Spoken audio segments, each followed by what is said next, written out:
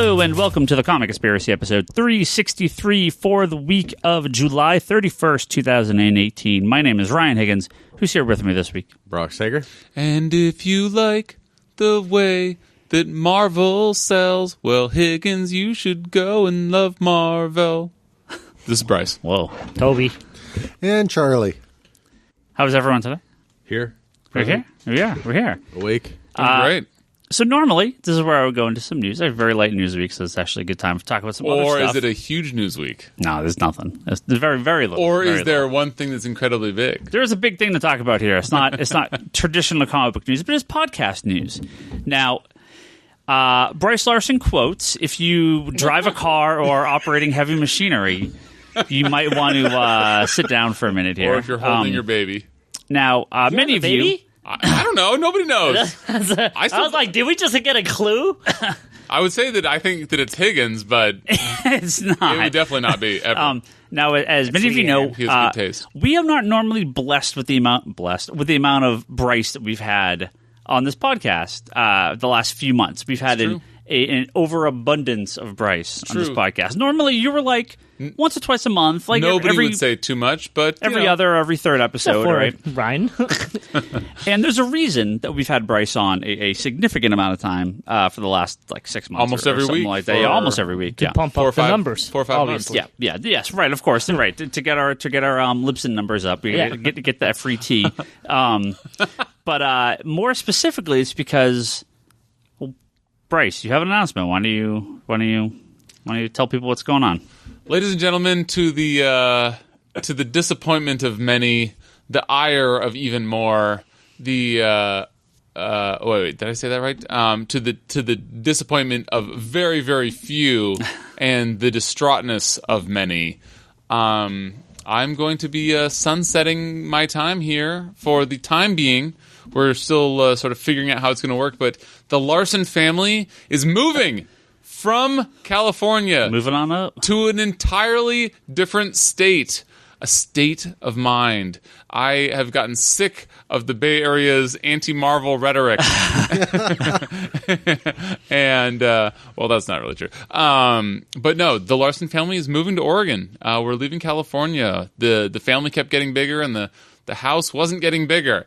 Tried to buy a new house, can't afford a new house. The Bay Area is cray-cray. I bet everyone in Oregon's going to love you. Another Bay Area transplant. We'll still be able to hear him from there. Well, so first of all, excellent joke. Second of all, what Higgins you may not be considering is that Oregon by now is 50% Californians anyway. Yeah. So while they started hating quote unquote us, now most of us are up there. I'll be welcome with open arms. Anyway, so we're figuring out what this means for the podcast with regards to my attendance. But we may or may not be doing some sort of Skype episodes where I'm able to join in. Hopefully, we can. Yeah. So going forward, the plan, at least for right now, is and Bryce, obviously, a lot of this is up to you. You're going to be moving. To give you some time to get settled in. Right. Yeah. Now, I know we've been a little lax on our Bryce brieflies recently. That's because you've been here all the time. We haven't really had a need for them because you're here more often. There's always a need. But it is a beloved part of the podcast and something I would like to do a little bit more regularly. So I would love for you, if you want to record by yourself, while you're up there. Closet. I'm ready. No, So he would do it on the toilet. We sold our tiny house that the four of us are in, and we got we'll just say a much bigger house in a much nicer area for less than we sold our house for. Yeah. Which is hashtag Bay Area. So the idea that Higgins is saying is that you have a podcast room. Is that I will literally have an office that is. Do you have a 2-story house or a 1-story house? He has a 4-story house, man. No, it's 2 stories. Do you have a basement? It's got a no. It's got an attic. Bat cave. It's got an attic, so you're either going to be recording underneath the staircase or in the attic. No, I've got an office that's on a separate wing. It's like the fucking Wayne Manor up there. So you can be as loud as you want.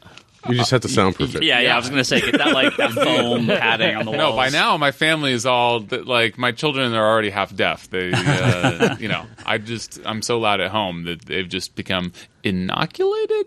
We're gonna go with that. Anyway, yeah. So I'm obviously devastated to move. About 5 months ago, ish. I moved in. We sold our house. I moved in with my in-laws. Anybody living with your in-laws? How many comics have you read in the last 5 months? So I don't know if this has been noticed by anybody, but I've obfuscated and deflected for the past about 4 or 5 months, where I've read probably 2 or 3 comics in the past 5 months because I don't have my. You don't have your collection. Reading. It's not there. Well, we know what he's been reading. He's been at least been reading Batman, Tom King. I mean, no, he hasn't read anything. No, I'm very far behind in that. But of all the things, I'm more caught up on Tom King's Batman than I am on X-Men, for example. Yeah. Most of that's just because X-Men is so much more ubiquitous than Tom King Batman. We want you to do more of those brieflies for the Patreon and everything like that. So Higgins is going to provide me with a list of equipment that I can get, so I can you're going to watch some YouTube videos. I would like to still be a team member as much as I can. If everything goes according to plan, we're going to try to Skype you in at least once a month. Yeah. And then you're going to be down here every other month-ish or so. I'm going to be here. I already have scheduled time to be here in September and November. Yeah. So it's going to be about every other month I'll be down here anyway.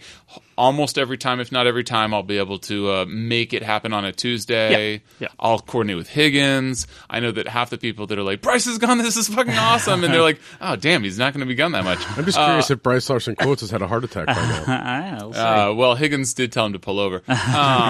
Anyway, yeah, so hopefully I hope to be on as much as I can. It just won't be as much or in person as often, which will be a bummer. Higgins going to get me a list of equipment to get. I will get the equipment. If I can do some Bryce brieflies to help out the team, I absolutely love what these guys have done with the podcast. And I got the YouTube page up, and I've been wanting to expand out some stuff, so I want to do some small videos for that. We have been neglecting the bonus content for the Patreon, so we need to get more of that up there. So this is a perfect opportunity for you every couple of weeks if you want to record something for that, and try to get those videos on YouTube and Patreon first. Or sorry, on Patreon first and then on YouTube after. So I have some plans going forward for the next couple months through the end of the year of some additional content we want to try to get done. I've actually been in contact with a couple of creators about doing some more interviews for the podcast as well. We may put that up like a day early on the Patreon feed just for people to get that first.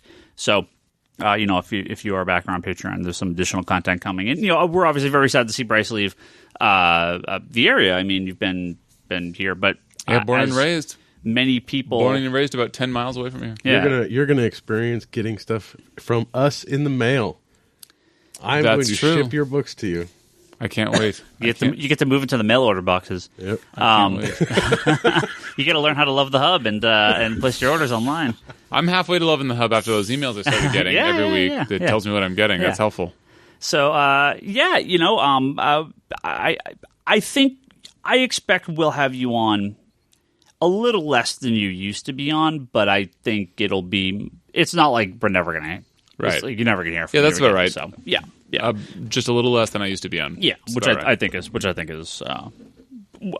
hope is fine. Obviously, we have people that like both with and without. Well, no, I mean, we have people that like both. Elements of the podcast, the Bryce and Ryan fights, and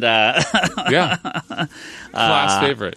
Well, you're going to finally do the MOS commentary? You did say that. You did promise it. I've had dreams for literally years of just saddling up to Higgins on his couch at his house while Leon's drawing or something. That could be how you practice teaching him how to do all the recording and stuff. That could be. Or I could just saddle up next to him on his couch. We could pour a damn fine cup of coffee and just put in our earbuds or whatever and do a little Man of Steel recording. I still believe it'll happen one day. I rewatched that excellently edited video that Tobias, if you guys have not seen the preview for the Man of Steel commentary that Higgins and I... That will never happen. that will never happen. But Toby did the preview for in anticipation of several years ago for a movie almost a decade ago. Yeah. It's amazing. It's an amazing piece of edited work by Tobias. So, Bryce, as a parting gift, when you go to we're doing this now? Yeah. Okay. I brought you a very, very special Comic-Con exclusive that has not been mentioned anywhere. Okay. That you can't buy, you have to steal. So for Really? those times, so for those times when Kind you... of proud of you. I have no idea what this is. So for those times I know what when this you is. in a public restroom No. and they just don't have toilet seat covers and you have to use that toilet paper to, kind of put it on top of the seat, Oh, dear. I got you a very special gift. Okay. A very exclusive toilet cover from Comic-Con with Deadpool's head on there. That is so awesome. And not Is this used? No, it's brand new because I stole it. You had Not to only steal that, it? you get got me. quite a few more, so you could keep this with you. Because obviously they were too cheap to get toilet seat covers, so they had Fox and Deadpool pay for it. And speaking to a new friend that I made in line, she said in the women's bathroom, it looks like everybody's on the rag because everybody's trying to flush this Deadpool head down the toilet. That is TMI. But what a gentleman. If it didn't involve me climbing over the table, I'd give you a good bro hug right now. Here, But we toilet seat covers. We can bro hug later. Thank you very much. Yeah. This means a lot to me. I'm going to wallpaper my children's room with them. Yeah, no, the therapy bills are great. That's all they deserve. But, yeah. This is hilarious. The Deadpool 2 marketing keeps on giving. Yeah. I loved all those DVD covers they had. Oh, dude, Yeah. the DVDs covers, the That's so dance off crazy. with the mannequins they had. Yeah. Oh, I didn't see that. What was that? There was a dance off with the giant bear and shit. At the booth that they had at Comic-Con, they had the Deadpool Dance Off, which was basically like the old Chuck E. Cheese animatronics. Like Bullwinkles, too? Yeah. Yeah. Yeah. Okay. With Deadpool singing and dancing in front of a bunch of animatronic animals playing piano and trumpet and Yeah, Nice. That's awesome. Nice. That's great. here you go. Tobias, thank you Not very a gift much. you ever thought you were going to get, right? So for those of you on the podcast only, it is a toilet seat cover with Deadpool's head in the middle ovalish area that goes directly in the can, and it says, "This is all Fox could afford." Deadpool 2 dropping soon. Pretty good. There we go. Well played. Tobias, thank you very much. Absolutely. All right. So, Bryce, you're going to be here next week. I'm going to be here next week is my last one. Yep. And then you're going to be... It would be funny if it was used. Oh my god, Yeah. I was on this. Here you go. No. If it was used? Obviously, No. somebody wore the brown pants. So hopefully we have a little more content. But I know there was a few questions aimed specifically at your expertise, so we'll get to those in a few. Okay, well, Um, I'm still here for another week. Yeah, What I yeah. would like to request the audience is to... I'm not sure if it's a Twitter thing There's or a more. Facebook thing or both. Also brought you little hands for your kids, and for your kids too. Little Deadpool hands. Oh, thank you. Yeah. What a Awesome. gentleman. Little I trolley. don't like Ryan's on bring him shit. He also doesn't have kids. Yeah. That's awesome. I was going to say, final Bryce episode, Bryce Memories. Bring them on. I asked the podcast to do it, and they said that it would be too long of a podcast. So, and I'm going to happen to miss that week, so Yeah, Charlie's going to be on next week. So. Charlie, as soon as I mentioned that on the Facebook group, Charlie's like, Nadia, book a flight anywhere. oh no, I'm going to Oregon. Portland. We're gonna find a house. He's going to Portland. And then Charlie goes, "No, I thought I was gonna get away from him." So we'll see. Anyway, yeah, it's a bummer to be gone. I'll still be around a bit, not as much. I But think we can make it feel really special since, the number one cable fan won't be here, so you'll have to take the place for the one episode. Well, I don't need to be voted in to number one cable fan in Oregon, so there's that. I guess. # Silver Linings, # Batman is Tully California. moves over there. It's what? Tully moves over there. Well, if that happens, I'm gonna put up a big, red X in the flight of the airplane landing, and just let them know that this states already got one. No more one Californians. No more Californians, especially no more cable fans. We've got that covered, California. Oh, hello, Copper. You pulling in here? you too. You No, turn. no, you turn. There you go. That sounds it's gotta be good. a- Do you That's see very, that that's there's very about loud. 8 cop cars over That's what- just down the. That's what They're still there. They were there when I drove here. That's what this man, whatever his Yeah, name I is, saw that's this what Brock was earlier saying. when I went to go This get. man. Yeah, I can remember his man. name for a second. I don't know. How do you not remember my name? He tries very, very know he hard. It's just like this guy over here. You know, It's a daily activity. A Pal. daily exercise. buddy over here. Down this. Brock down comes this, to work. Who are you? Who are you? Why are you here? No, Cat's down the. stuck in a tree or something. Sunnyvale Probably. PD's on the. No, when I went to go Superman drop off showed up and some, didn't have some trunks, stuff at the so UPS they like, store. get out of here. Sorry, go ahead. I went to drop stuff at the UPS store like at 5:15 or something, and there was like a cop and a fire truck outside of like the medical place here where the parking structure Yeah, was. at the where the Yeah. fucking fucked my eye up. And then Well, I they don't were know trying that, to fix but- it. They just couldn't fix it. And then when I dropped that off, got food, and came back, and when I was Okay. coming back, they had crime scene tape. Now that we're down to 4 listeners, can we get on with questions? Because that Yeah, was Hopefully, Well- hopefully one of those is Bryce quotes. 'Cause Let's go on to I don't our wanna one go random- bad result. no. He's go on to clinging where- on to every word that's left. There's not many. Well, there's a lot. There was one topic that I want to talk about this week. Something me and Brock went to see, not together, but a separate. But Come on, just be honest. You guys were holding hands. movie review. Only the #1 movie of the year, and that is Teen Titans Goes to the Movies. I was so angry Teen when I Titans Go saw to the Movies. you post that. It's like the only thing we did. No, but I mean, like, movie of the year. I know that the end of year stuff is going to come out round, and you are going to say Teen Titans Go in the same year that fucking Infinity War came out. Oh, it's going to be Aquaman, Infinity War, Teen Titans, What probably. about Ant-Man and Wasp? Yeah. Huh? That was good. Yeah. Not as good as Teen Titans.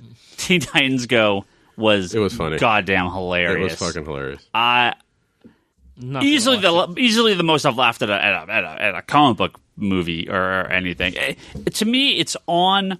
It's probably on par, if not a step up from Lego Batman. Nah, I think it's a step up from Lego Batman, and I loved Lego Batman. Yeah. But this movie was so funny. Mm-hmm. There were so many scenes where I was dying laughing. What did you think about Lego Batman versus Lego City or the Lego Lego movie? movie. Sorry. Lego movie. I liked Lego movie a lot. I don't know what I thought about the end, like the real world stuff. That seemed a little weird to me. But I liked the Lego movie a ton. Lego Batman was pretty good though. I like Lego Batman less than Lego Movie. Yeah, me too. Okay, I mean that's fair. I'm just trying to like get a barometer, a measure check. When you say you liked it more than Lego Batman, I liked Lego Batman less than the Lego Movie. Yeah.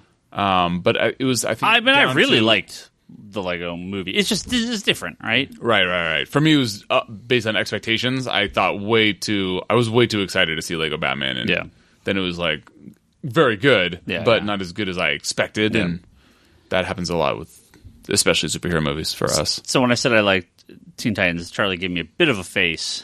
It's not that I was surprised you liked Teen Titans. It was just the putting up against certain things. I'm like, so Charlie, I have how watched did you like every Teen Titans, episode Teen Titans of the Go Teen movie? Titans Go show. Mm-hmm.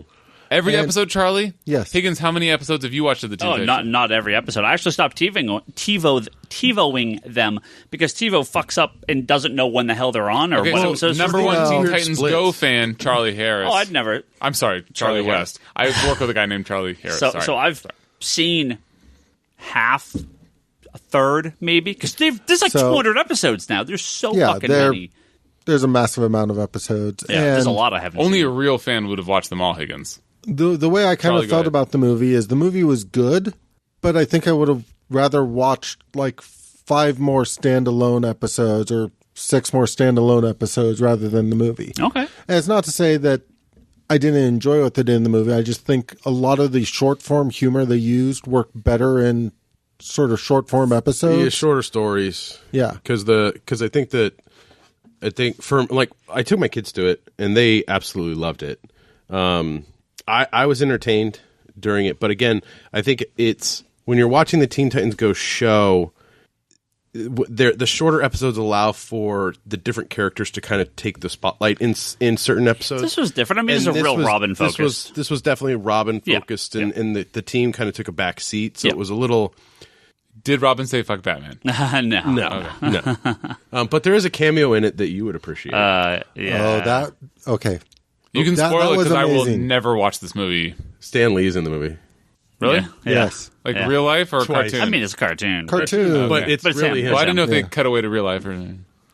Okay, that sounds hilarious. Yeah. And then somebody had to point out to him it's a DC movie. He's like, I don't care. I love cameos. That's okay. That's actually So did you that's see? actually funny. Did you notice the audio on his voice was a little weird? Yeah. Did you see what happened? This was on, I don't know, it's like Comic Book or Newsarama or someone today. There was a couple articles about the movie in the last day or two.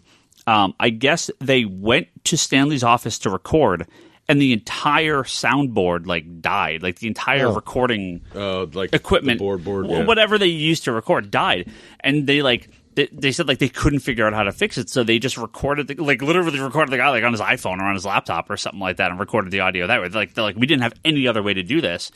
Okay, I I didn't see this article. Honestly, I'm I not just in assumed that because of the health issues and that kind of stuff, that they needed to make it seem a little peppier or something. Yeah, I don't know. But I could hear, when he was talking, I could hear that the audio sounded a little off, and I just thought, whatever. I mean, it's just how... I just thought it sounded extra processed. Maybe, yeah. So maybe they just tried to put a lot of stuff on top of it to make it to make it sound better. But Was the audio more or less disappointing than the PS2 graphics in Black Panther?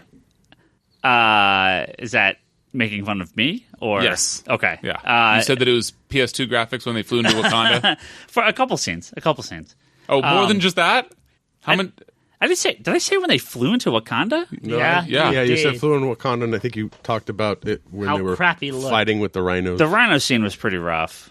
But PS2 graphics is like, fuck you, Black Panther. Signed Ryan Higgins. There's one or two PS2 times in that Black Panther movie where the graphic or the effects were a little shoddy. You could have at least given them first generation PS3. But Totally disagree with you saying that. But jokes aside, look, I'm not in the business. I'm not in the industry. But if you're going to Stan Lee to record an exclusive soundbite for this thing that's going in your major summer release, don't you bring a backup soundboard? Like, seriously. Whatever happened. Like, we have a backup soundboard for this fucking podcast. Like, how No, are they? we got rid of it. Yeah, we did. Yeah. Well, that messes did. up my story, so fuck you. But other than that, Well, we did because the one broke. That's why we got rid of it. honestly, with everything, I kind of assumed they just went to his house to record it because my assumption was they recorded Whatever. this bring it fucking 6 back months ago or Yeah. whatnot, which, yeah. No, I mean it's a fun show. If you're a fan of Teen Titans Go, you'll enjoy it. My kids loved it. And being a parent, taking kids is not one of those movies you're like, God, shoot me! I'm watching a kids movie. Yeah. You'll actually laugh and be entertained. A lot of adult jokes in it. And a lot of DC knowledge. And again, that's why I like Teen Titans Go so much. There's so much DC lore and continuity and in-jokes that kids are not going to understand. They are aimed at comic book readers and adults who understand, who know the content. And Rainbow Rider. the Rainbow Rider joke. I was on the ground. I was laughing so hard. Well, when they showed the I audience, just love the fact that my kids were like, so do you know who the challengers of the unknown are? Yeah. There was a couple times, like during Lego Batman, I just turned to Leanne. I'm like, real. Yeah, they're all real. And it was the same thing, kind of like this. I'm like, yeah. Well, real. I kept trying to look in the audience because they had all these superheroes in the audience scenes watching this. They had some deep cuts in there, and it's like, I'm like, who's here? It's it was a lot of stuff in the background. And what was Plastic Man was? Oh, Supergirl's dress. Supergirl was wearing Plastic Man. That was good. definitely an adult joke. hilarious. Yeah, it was very, very funny. Now, the opening was a DC Superhero Girl short, and I guess it was like one they had done in the past, but they kind of like redid it in the new format. And that looks way better than the stuff they were doing prior. Yeah, I like this one a lot I like the more because it's more cartoonish, more like comic booky, like with the backgrounds and stuff like that. It's not completely animated and. It felt a lot like it felt a lot like, I mean, just felt like other Cartoon Network stuff. It felt a lot like the Clone Wars guy in Samurai Jack. Like it's Gendy? the extreme angles on some of those shots, like with Batgirl. I could. A little bit. But the big thing, and this is spoilers, I guess, for anyone that cares, the at the post credit scene, right, is the original Teen Titans animated series. Well, original, the one from the early 2000s. They're back. So that makes sense of Terrace tweets now. And it says Before the movie, it says to be continued in Teen Titans Go. So they're gonna do. I don't think it's just like a joke. I mean, there was 1 or 2 episodes with the Young Justice characters of Teen Titans Go. The Let's Get Serious episode, I think. Oh, and they've done tons of nods back to the original show that kind of thing. And there was one episode where they redubbed the entire first episode of. Oh, really? I don't think I saw that one. That one was great. I know I've seen at least 1 or 2 references back to the old show, but I guess they're going to do something with them. And I mean, I love that original cartoon. You know, when it first started, I was like, I don't know about this, but it got much more serious as time went on and much more what I wanted. Were they amping up to say fuck Batman? They've been hinting very, very strongly for a while that they'll do the final season that they had planned before it got canceled. Oh, really? Because there was supposed to be one more season. 6th season, right? Yeah. Because it went 5, right? Yeah. Maybe that's something they'll put movies? on the DC Universe app. Maybe. Yeah. So. But I don't know about Teen Titans Go. I don't know how much longer that show is going to last. Well, Bryce will like this little note of information. It's already surpassed Justice League. Well, I'm not surprised. I just bought a dog and it went pooping in the woods, and it made more money than Justice League. that troll article from my arch enemy on Bleeding Cool is so full of bullshit, because you have to assume that Justice League's what did it do, like $650 million? I thought Brock was joking. There's actually an article. Yeah. It's a bullshit article on Bleeding Cool that said, but you're going to defend Justice League's box office numbers. I'm sorry, let's hear it. Did Justice League... It did not beat Justice League's total, but if you want to look at profit, they only spent $10 million on Teen Titans Go. Higgins, what do you have to say about that? And it made 11.5 opening weekend, so it made $1.5 million this opening weekend. And Justice League made $650 off a production budget of like $250. So I don't know what they're talking about. So, well, what was the marketing budget difference? Maybe that's don't know. Nobody knows. Well, so okay, it's a stupid article. That's what I'm saying. Got it. Well, it's a bullshit article. We can all agree that Justice League was a smashing success, Governor. Oh, it was great. But Teen Titans Go, really funny. I hope they do more. I'd love to see another movie, but I thought this one was really good. So I'll disagree with Charlie on this. I thought the plot it wouldn't have been 5 episodes. It would have been like 11 episodes. And I would rather had 11 episodes. How about that? Charlie likes everything, but Charlie has taste. You just don't have taste if it has DC stamped on it. Then it's just, I will take all comers. I thought it was great. It was super funny. I mean, I think part of it is also there's certain jokes that they retreaded from the show a lot in this, which... Sure. I'm kind of burnt out on some of those jokes because I've heard them so many times in the actual show. Oh. And then there's certain elements where they literally were redoing the same thing with a slightly different take from stuff they've done episodes of. So it's just one of those things where I felt like I got more laughs in general through the same amount of time watching episodes of the show. Okay. Well, it sounds super funny, and it seems to be very well received. Did it end up at 100%? I was like 80-something, so... I mean, it's a kid's movie. Still very good? It's a kid's movie with some poop jokes, right? I mean, that's going to just the last line of the movie instantly turn people off, right? Was it as frenetic and ADD-inducing as the regular TV elements of it? Yeah, sure, of course. Yeah. So most episodes of the show, similar to The Simpsons in a way, like I realized this, and I don't remember when, but a long time ago, that like the beginning episode of The Simpsons doesn't actually tell you what the episode's going to be. Right. Like it they have like changes gears constantly, and that tends to be how the episodes of the show go. Like they just zoom off in a direction, and 8 minutes later, you're like, wow, they treaded a lot of different jokes in places. In a way different direction. And the movie still had elements where it would go off in this direction or whatnot, but it had more of a sort of clear story plot line. Yeah. Cool. But your kids will love it. You should take them. I will never do that ever in my life. I will never watch the movie, and if my children do, it'll be without me. Dang. I'm sure that it's enjoyable to the people that enjoy the show. Lord knows I like a lot of shows that other people are like, what the fuck? It's not a show, but I'm rewatching Kill Bill. That's amazing.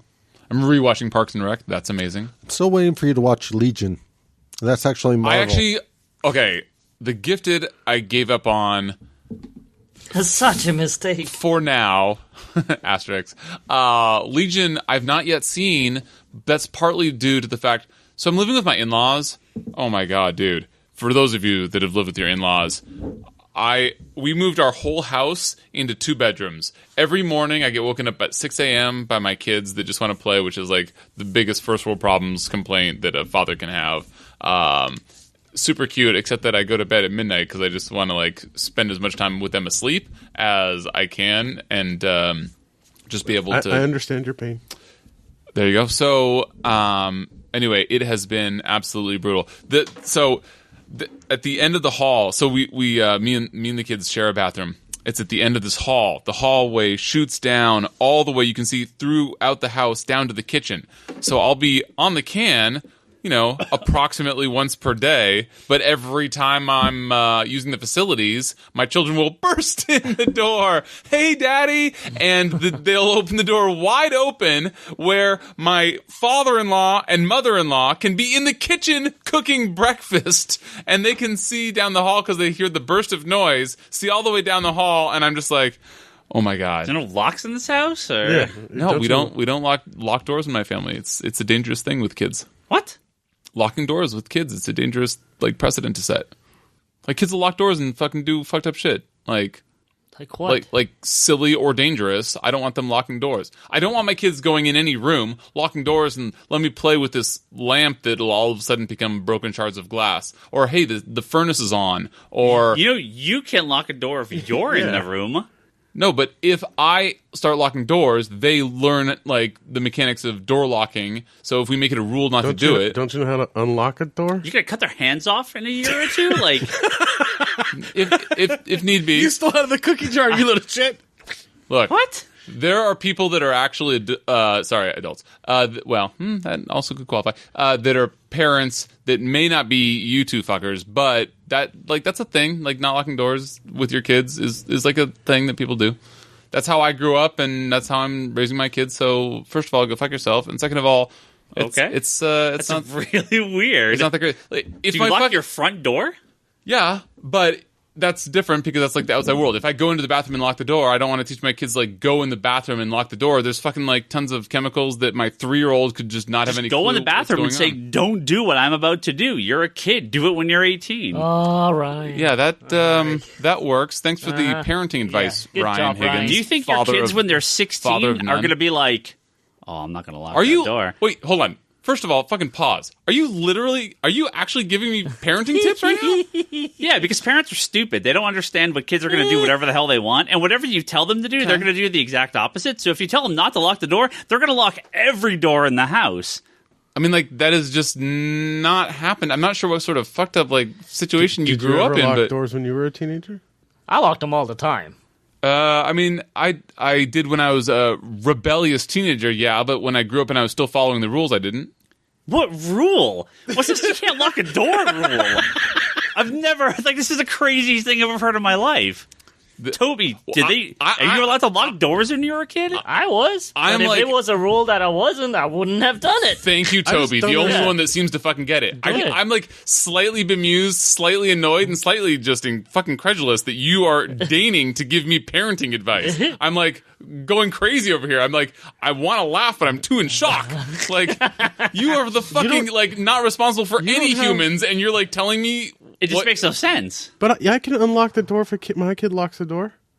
That's not the point. Have No, I understand the have the point. doors in your I house don't with the think- little... Charlie, it's time for you to chime in. Yes, but like you Do your don't, you kids think that I lock want the to like doors? carry around a fucking lockpick Well- if my kids start getting fucking No, hyphy? just the It's a little- very the little- simple So- rule. the little We just bit. don't lock the doors. It's only a new thing while we're in this temporary situation where I'm in this precarious bathroom situation. Otherwise, not locking doors hasn't been a fucking problem ever once. Okay, so what if you bungee corded the door slightly shut so it only open a little? I need to fucking have a bungee cord in the bathroom. You guys are fucking crazy. I'm trying to help you not flash your junk at your in-laws. I don't know how you take poops, Brock, but I'm not flashing my junk down the hallway when I'm sitting on the can.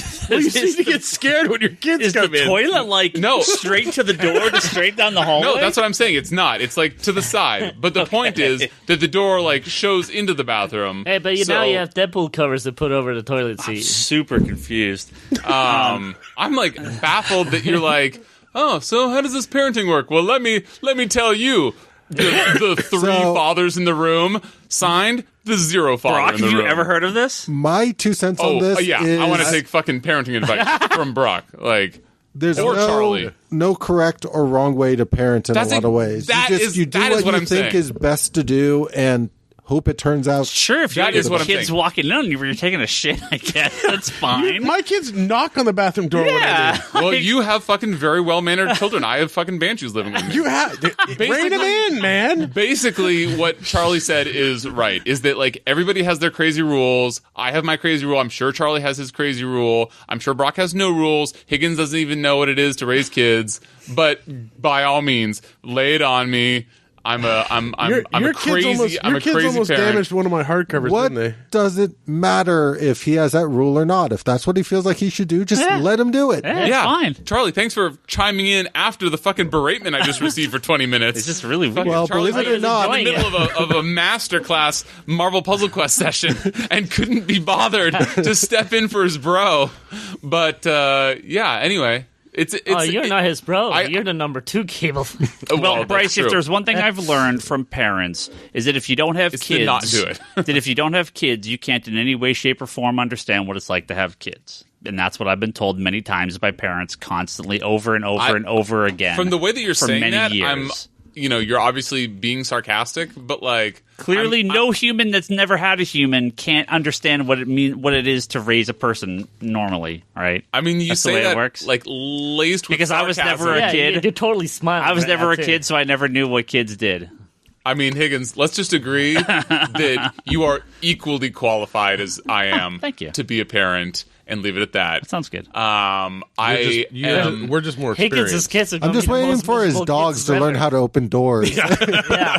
Hello, you pooping? I'm gonna sit right here and stare at you. Penny, you're supposed to knock before Oh, you whenever come in you here. whenever you use the bathroom with my dogs just sit outside. They're like, gotta guard them. 'Cause that's what dogs do. Like, Guard the poop? if only I could teach my children to guard me from outside the door. I can just imagine your kids standing at your bathroom door like little bouncers. No, they do the same thing when I'm in the shower. They'll just burst in, leave the door wide open, say, "Hi, Daddy," and then run back down the hallway to the kitchen and not close the door. Haley, close the door! And then as she runs down the hallway away from me. So No, Brock is for raising me, your kids. I was actually wondering just because whenever the door gets open when we're taking a shower, the steam sets off like smoke alarms. Oh, really?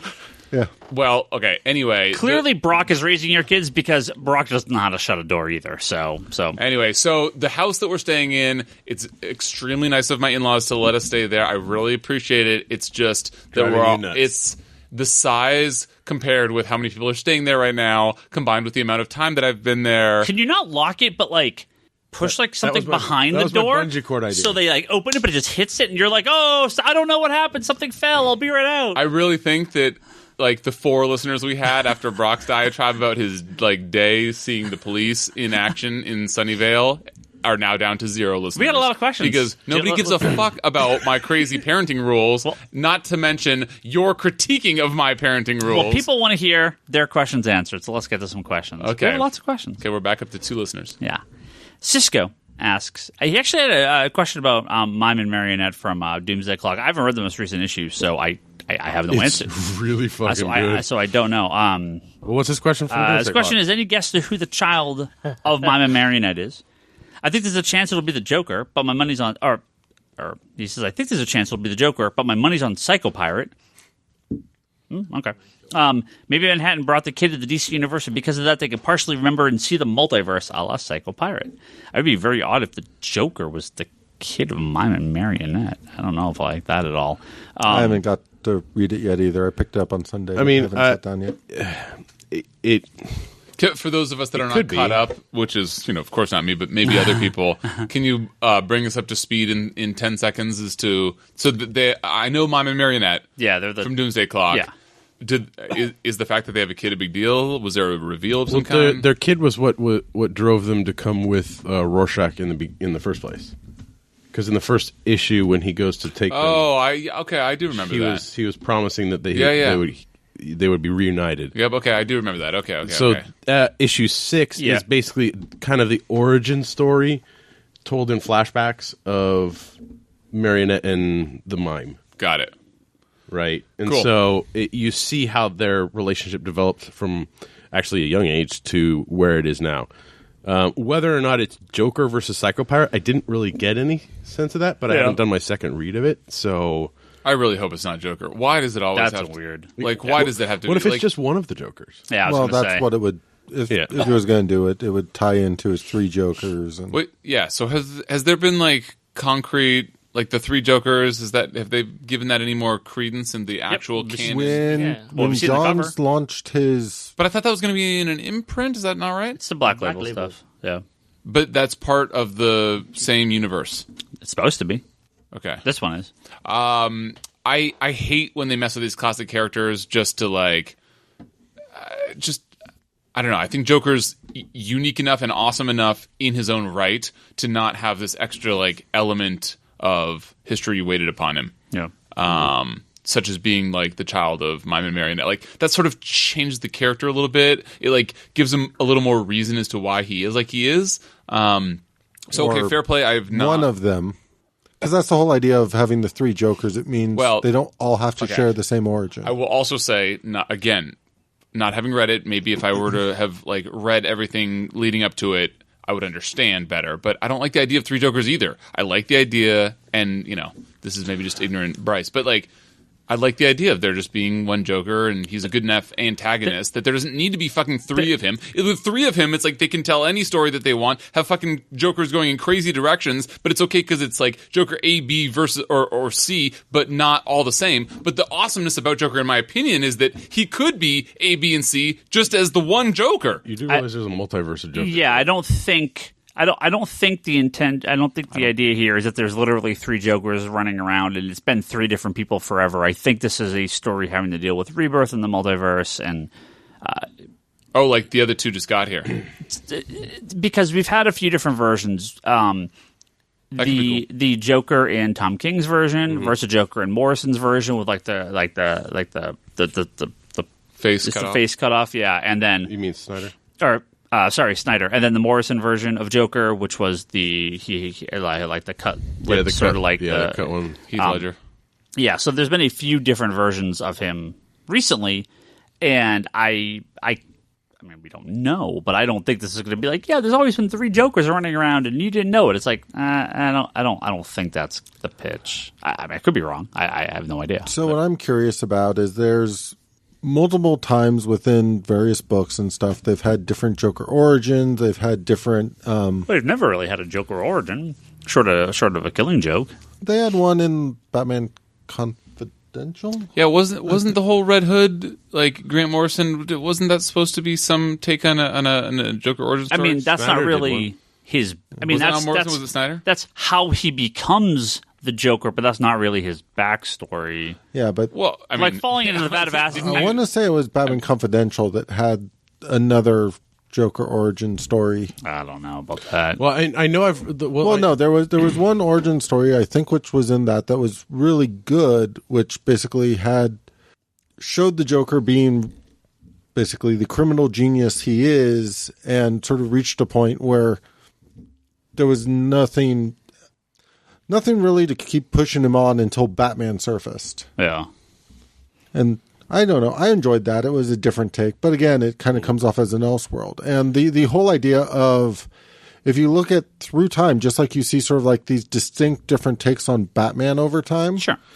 there's been hugely distinct different versions between sort of like serial killer Joker to sort of more gimmicky Joker to like the Joker's personality has changed so much that like Grant Morrison at one panel talked about how he felt like the Joker never wants to repeat himself. So whenever he comes back when he's kind of has a new character to play. So do we agree that the Joker is a criminal genius? I do not think that he's a criminal genius. Am I totally off base? Am I totally wrong? You think that I think that he's an agent of chaos. I don't think that he's a criminal genius. So I think that the Riddler might be a criminal genius. The Calculator might be a criminal genius. Lex Luthor, a criminal genius, but not Joker. So in a lot of the material that you look at, the Joker doesn't necessarily have a motive, but can put together a hell of a plan. And when you got into like the 89 Batman movie and that kind of stuff, he's the one that came up with the chemical to make people laugh themselves to death. And Love that Joker. yeah, as far as I know, even in the comics, he's the one that came up with the chemicals. Well, there's the Ha element from Snyder's run. Yeah. And then also if you look at the Arkham games, he's the one that combined Venom and his...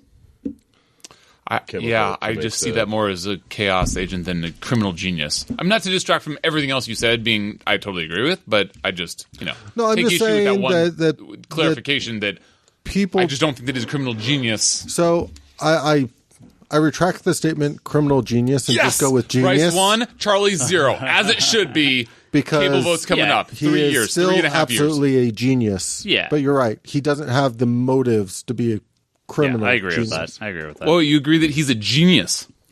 You have to. All of these people have to be geniuses to pull off half of what they do, right? But what? But No, you'd be kind of. no. But he's obviously insane as well. So I think that I think that's the differentiator. I think that the insanity can lead to some dynamic elements that make them good for story writing, and the writing will allow them to be great arcs. But I don't think that makes Joker a genius. I think there are genius antagonists, and there are non-genius antagonists. So again, if you look at White Knight and what he did there when he had his sanity, he went directly to criminal genius. I love White Knight, level. but let's be real. Like White Knight, they're almost like Joker is Batman. I mean, the regular Joker. I'm not all caught up on how there's 3, but no one is. They haven't done it yet. So how did you know about it for so long? So they established at the end of the Darkseid War stuff, like right before they went to Rebirth. yeah, like 2.5 years ago. Oh, so you never saw 3 Jokers? They just announced it? No, it was in a panel. Well, they also talked about it in the DC Universe Rebirth. So as part of Darkseid War, when Batman was in Metrion's chair, where he could retrieve any information he wanted, he asked the chair for the Joker's identity. And the chair revealed to him that... Which one? Yeah, basically there isn't just one Joker. What world am I living in where Toby's more caught up on comics than I am? How long have I been with his in-laws? I've been there for 3 years, apparently. So, we won't find out anything about that. But as far as I know, I mean, Snyder's using Joker in Justice League. I don't think any of the 3 Joker stuff will tie in with that. I mean, it could, but I don't know. Can we talk about how you didn't tell us about the whole driving to the city thing? And how you didn't want to talk about it? Why didn't you want to talk about it? That is, like, so awesome. It wasn't...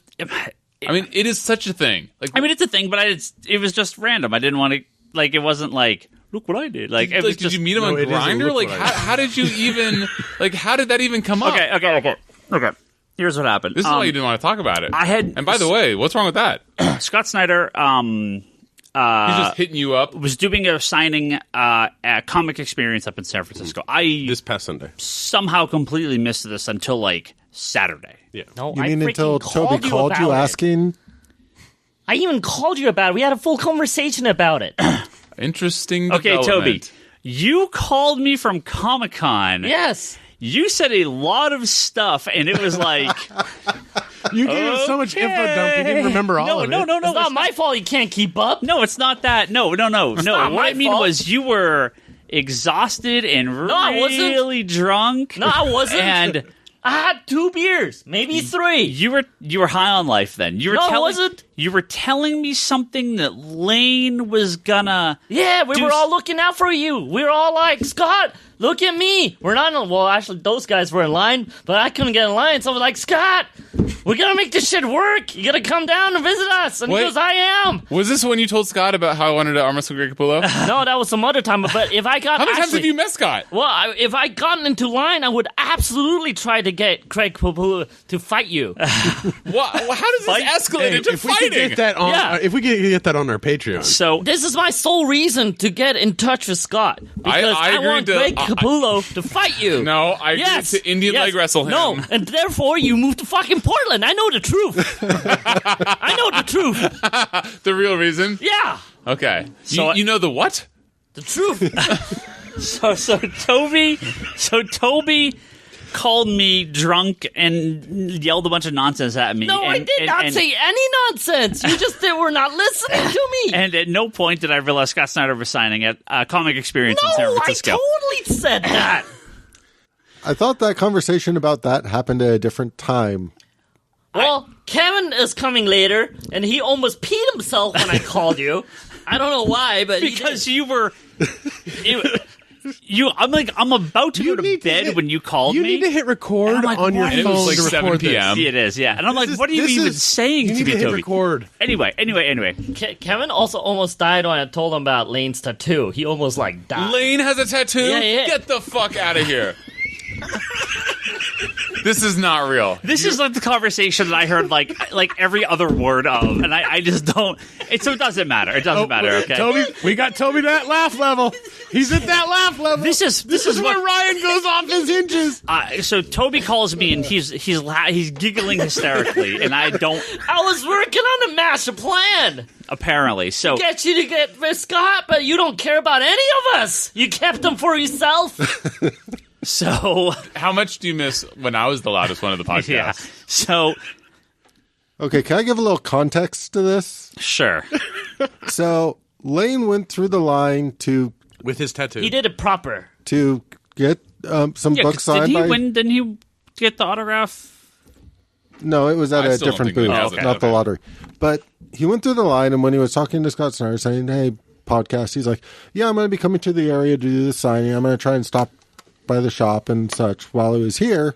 And obviously, Lane kind of naturally assumed you already knew about this. No. So Toby later is like, "Yeah, I was talking to Ryan, and Ryan's like, I have no fucking clue what Right. you're talking about." I and did. I'm I had just no like, idea. And I also yelled at Scott about it. I'm like, yo, I heard you're coming. And he was like, oh, who's this crazy person yelling at me? yeah. So He's the guy that wants. That's what Higgins thinks is the about guy- you right now. He's the guy All who the time, refuses to wait in line, but will just stand behind the line yelling at Scott Snyder. I was like, yo! And he looked up. I was like, yeah! I'm gonna fucking tell you everything right now while you look it up. So all of the San Diego Comic-Con security is like, okay, if you see anyone in a comics conspiracy shirt, you just pull them out immediately. Was it Dave or Dan? Dan was probably standing there. Yeah.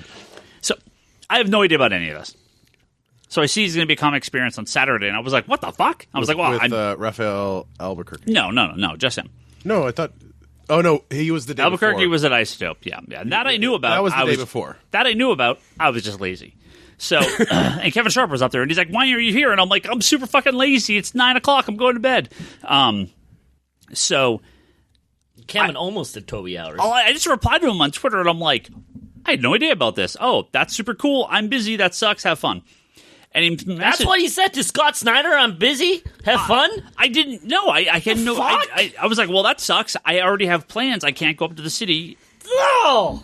No, he's saying he thought that, not that he said that to Snyder. No, I did. I tweeted that. Yeah, that's what he just DM'd said. him. Yeah. No, I tweeted that to him. I tweeted that just at him. Busy. I got in my- plans. I was like, shit. I didn't Dating know. him? Why do you have to tell him you're going to bed? What? This is why I didn't think about bed. Oh my god.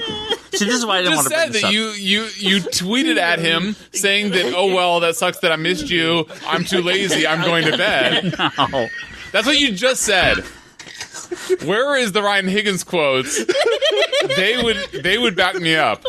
That was to Kevin Sharp, who was at the Raphael Albuquerque signing at Isotope on Saturday. Sure. But on Saturday. Ryan repeats stuff, and he thinks he's moved on, but he's still stuck in the last con. So Saturday, I'm like, Raphael Albuquerque signing at Isotope Comics. That's super cool. I didn't know. I knew about it. I'm super lazy. I'm not going to go. Kevin Sharp texted me and said, "Why aren't you here?" And I said, "Because I'm super lazy."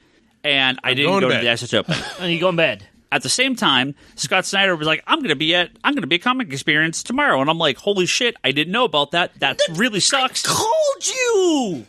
And I told you! Let him go. I have plans already. I wish I could go up to the signing. That sucks, but oh well. C'est la vie, right? He's teaching his dogs how to lock doors. So he sends me a message that's like, hey, that sucks you're busy, but like, what are you doing earlier? Because I'm flying in earlier. And I'm like, well, nothing till like 5 o'clock. But I'm like, what time are you flying in? Like, I'm, where are you going to be? Just at Comic Experience? He's like, no, I'm doing nothing till the signing at like 7. And I'm like, or signing at 5. Yeah. And I'm like,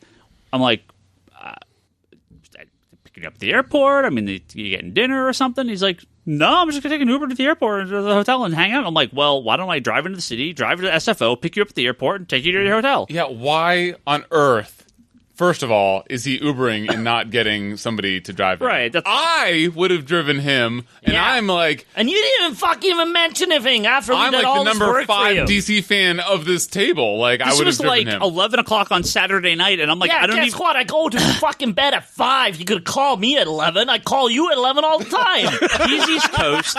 It's like 3 in the morning. I have no idea this is even happening until he messages me on Twitter and is like, cool, I'm landing in 6 hours, see you at the airport. And I'm like, oh, okay, that's fine.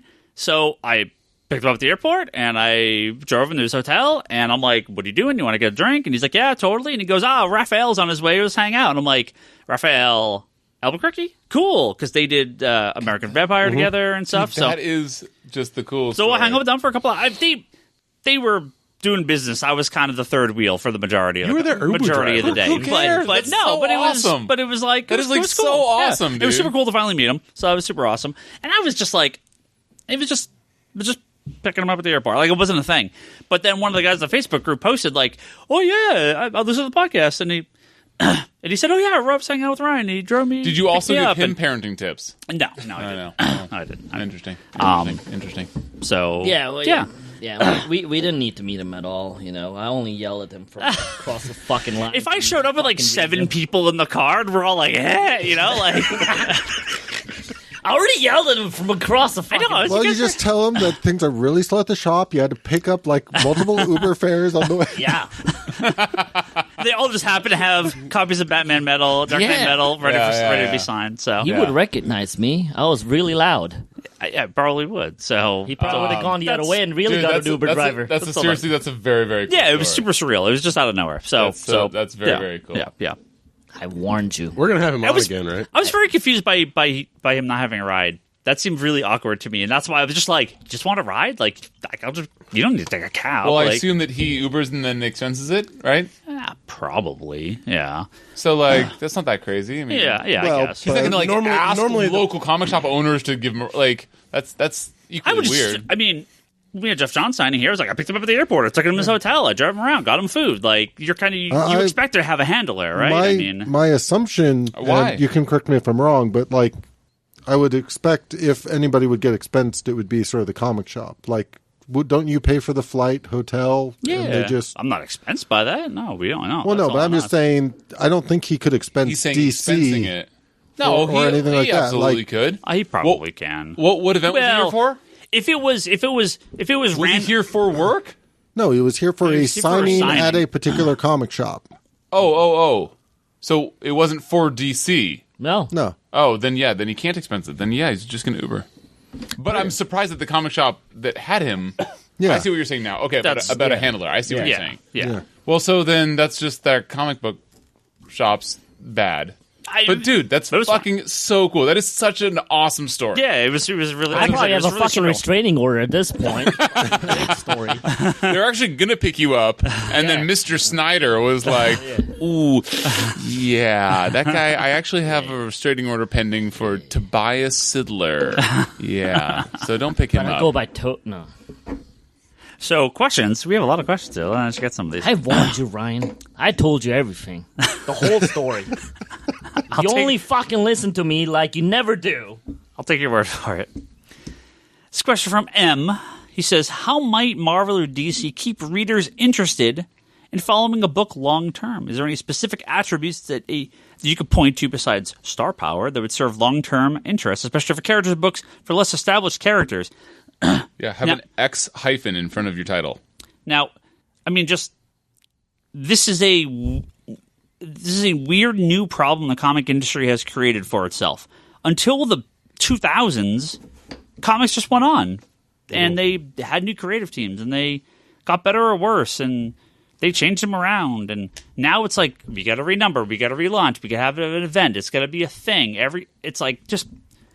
I kind of wish some of them, not every book, but some of them would just be the book. Just you don't have to do this every fucking time. Just when the next Daredevil creative team comes on, just keep the numbering going. The Punisher doesn't need to restart again. Doctor Strange doesn't need to restart again. You know.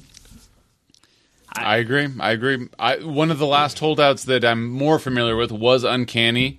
I'm sure. I mean, I think that Journey into Mystery, while not ongoing, has kept its numbering, right? Yeah, but whenever it pops back up. I think in general, just keeping people on the books just has to do with the quality of the story. Yeah, and I mean, if you have the right story and the right artist, will cause a book to go up for a while and then level off. Yeah. Versus most titles start really high and then start trending down. Yeah.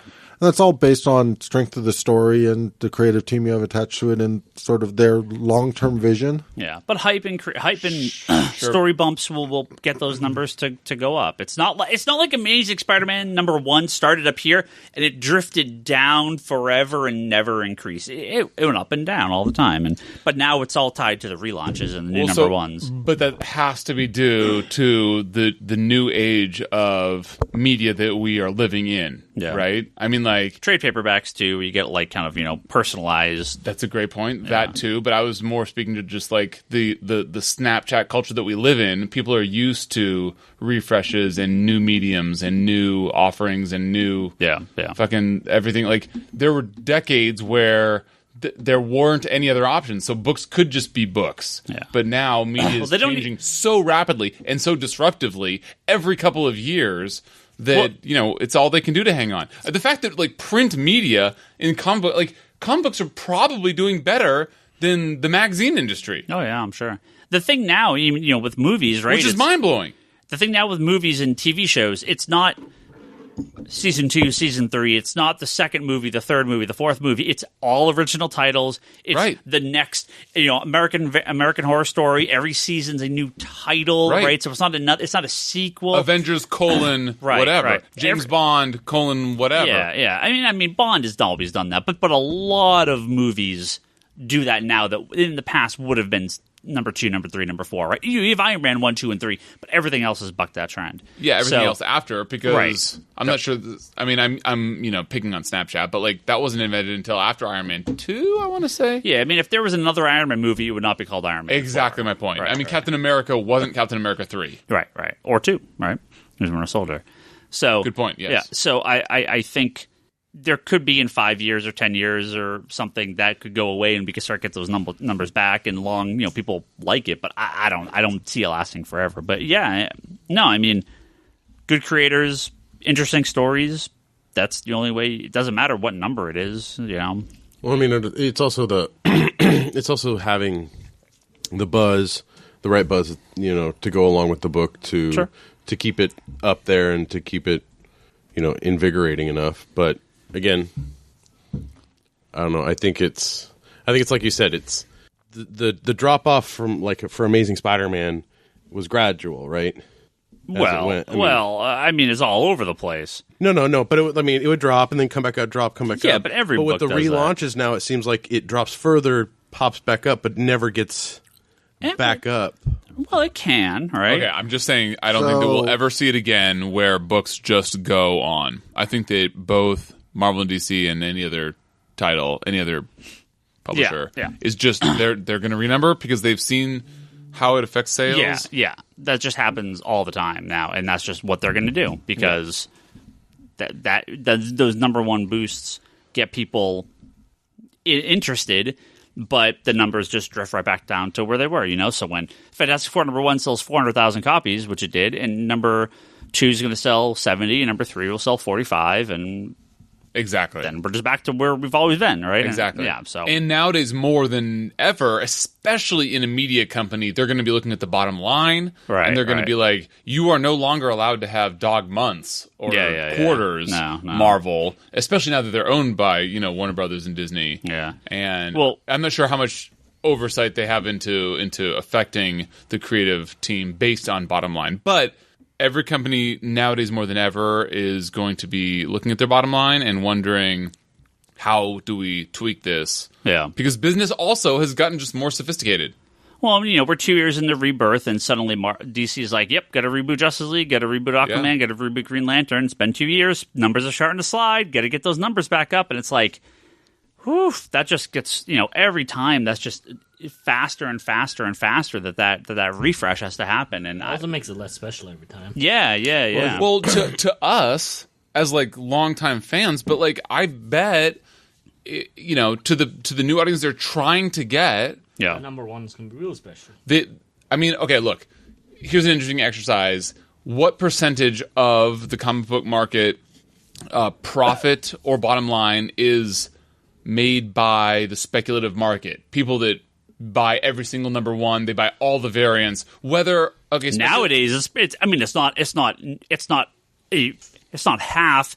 It might not even be 25%, but it's a big number comparatively. So that's what I'm saying. Is are they saying, look, the Higginses, the Larsens, the Sagers, the Sidlers, and Wests are going to be buying it no matter what if we have a good creative team. But if we relaunch, XYZ major A-list title every 5 years and stagger them so that it's in between. I mean, you thought Wolverine was going to return 6 months after he died, and it was several years. But if they are actually doing it properly and they stagger it several years apart, then all of a sudden they have this rolling relaunch where there's not relaunch fatigue on any particular title, but then they're able to have a Fantastic Four number 1 relaunch and beat. You said something crazy about how it's going to be crazier than Amazing Spider-Man or Action Comics or something like that. I mean, the number for FF number 1 is 400,000 copies. I mean, we don't have. And then you said Return for Wolverine is going to be bananas too. It should be. Well, and that's a funny thing, right? Return of Wolverine is the miniseries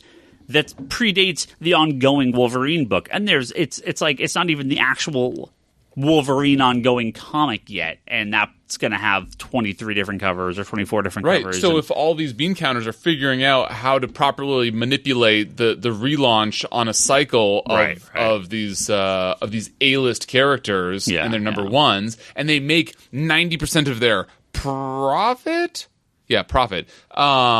from these 100 variant covers that they have that pay for your year. I mean, it would be an interesting exercise for you to go through and see, okay, what percentage of the store's revenue per year was made by crazy variants? Because, how often are the windfalls that you see coming from crazy relaunches and the insane variants that they have? It's probably a significant percentage. I don't know, but yeah, but some do better than others. In the case of Infinity, sure, but every year there seem to be 2 or 3 or 4. Yeah. At least. Sure. I think you have the ability to get to do this once or twice a year, one or 2 books, and have it succeed. But for every Action Comics number 1,000 and hopefully FF number 1, there's also a Tony Stark Iron Man that totally flopped for us, where I couldn't sell any of those variant covers. And times like Infinity Wars and the upcoming Return of Wolverine, where the incentive numbers to hit those are just so outrageous that I don't even try. So I would have ordered, my spitball numbers for Infinity War number 1 was about 100, 150 copies with the variant covers, and it went down to about 45 or 50 because I couldn't hit the incentives to qualify. Return of Wolverine, same thing. There's 20 different Wolverine costume covers. I'd order 3 to 5 copies of each of them. I think they'd sell over time, but I can't get it. So that's 100 copies that I'm not ordering. Probably another 100, and another 50 on top of that of other incentive covers. So it's just, whatever. I just don't order that many books, and that's a weird problem. Like with Justice League, I went too high on Justice League, but we did sell a good chunk of what I ordered. And I've been able to wholesale off a few. And, I'm not too worried about having like a Jim Lee Batman cover. We'll sell them here and there forever. But things like Action was really good. Things like Amazing Spider-Man was huge because it was a $10 book. They had big discounts. Even though I've got, I don't know, 50, 40, maybe 40 copies of the main cover left, the additional discounts plus all the profit from the high-tier variants, exactly, those are a wash. Exactly. But it is sort of like, it's maybe 50-50 that work. And is that sure? But are the 50 it? that work way outstripping the 50% that don't work? I don't know. Are you comfortable sharing, if you even know off the top of your head, your CAGR year over year? What do you mean, like? Well, like your annual growth revenue. Like you have had, like, you've never had a negative year as far as I remember. You've been growing every year. Not crazy, but you've been successful. The last couple have been very big. That last year was big, and this year is a lot of growth. So previous years we were flat to up, but it was never yeah. By the way, the last couple of that was nerdy and pretentious of me. CAGR is CAGR, which is a business acronym for I think it's compound annual growth revenue, I believe. Okay. We use it in sales. And the idea is that you've had a good one for several years. And what my question was getting to was, is that on the back of these variant explosions, frankly? Some of it. Or is it just business as usual? Well, also the new location, and there's a lot of factors. Yeah, it's the move. Sure. No, I'm allowing for a lot of factors. That's why I'm asking. Like, yeah, no. I would not order 500 copies of Fantastic Four if there was one cover. I ordered 500 copies of Fantastic Four #1. Actually, I ordered more than 500 with all the variant covers. Okay. Because I have people that want a bunch of different ones. Yeah. I have things like the Art Germ covers, which will sell over time. Who is sold like 5 sets already? Who's Art Germ? Just kidding. So there is no way that I would order that many if it was just one cover. It's just simple math, right? The additional covers, something like Man of Steel or No Justice, I would have sold more had there been more covers. Something like Justice League, I would have ordered a fifth as many if there was only one cover. So I do wonder if these businesses are they have they know their own business analysts. Oh, sure. that are figuring out like how many. There is a balance. I know what you're going to say. You're saying that there's a balance between variant fatigue versus actual money that you can make from having 1,000 variants. You can only do every Iron Man costume on a variant cover once in a kind of exactly X decade, amount of time, which is why they're called analysts. They shot themselves with that, right? So now they have the Return of Wolverine. They did it on the return and not the #1, meaning they're needing to hit target profit pre-end of year. They're not looking at 2019. They're looking at 2018. Q3 profits because we had Amazing Spider-Man, and they're kind of like every quarter. We have Uncanny X-Men. We have a couple of when these. When is Uncanny X-Men? It'll be end of the year. It'll be fourth quarter, right? Uncanny will be the fourth quarter one with 25 different variant covers. Right. So and get on the hub and you can sign up for all of them there. I will get on the hub. I will not sign up for all of them. Unless there's an Art Germ. Love that guy. But they definitely are doing this every quarter. There's one or two. It's basically every month there's one. So circling back to my original point, and it sounds like you agree for the most part that we've just been talking around, which is that both of these companies, I'm sorry, probably every company, but mostly Marvel and DC, are figuring out, Marvel's better obviously, but they're figuring out the business behind it. Like, they make their nut, which is a sales term, yes. not a disgusting term. They make their nut on what does that on stand the for? variant. That's not an acronym. on the variant explosions that they have. Right. And I think they're to just your like, point, I think they're just like, fuck it, let's do it now because who knows what this is going to be like in 2 years, right? Let's just make the money right now. But yeah. But what's the not to mention the fact that because the people making the decisions might be gone in 2 years. Right. But my concern is what's the next round? You can get away with a couple for Daredevil, maybe 1 or 2 for Doctor Strange, Ghost Rider maybe. But No. I know what you're saying. I disagree though, because I'm saying they have so especially Marvel, which is so deep because of the movies. They could do Doctor Strange. A decade ago, you relaunched Doctor Strange, people are fucking so angry with you because they couldn't give less of a fuck. Nowadays, if you actually relaunch Doctor Strange with 50 variant covers, I actually believe that it would do something. Now, obviously not like Daredevil, Spider-Man, Wolverine, but 10 years ago, nobody cares you relaunch Doctor Strange. Sure. Nowadays, you make a big event out of relaunching Doctor Strange, it might be a thing. Thor, for example, great example. Yeah. 10 years ago, nobody cares about Thor. Right. Thor relaunch, how did it go for you? Probably better than it would have done 10 years ago. Yeah, definitely. Yeah. The first one did okay with God of Thunder, and then then subsequent. The new ones. Well, it's. I mean, there is when you're on your 6th Jason Aaron #1, it is a little bit like, and that's not a joke either.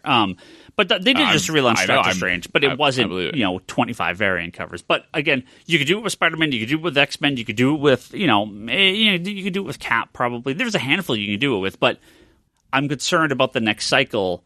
They can't just do the same thing again. But what next cycle? I mean, if the cycle takes 5 or 6 years, I mean. But they're not going to wait 5 or 6 years to reboot these books. They're going to do it again. We've seen how many Avengers #1s or Amazing Spider-Man #1s have we seen doing this podcast? Okay, fair. I'm more thinking of major relaunches, as in deaths of characters, such as we saw with not really Thor, obviously, but Wolverine certainly, Jean Grey.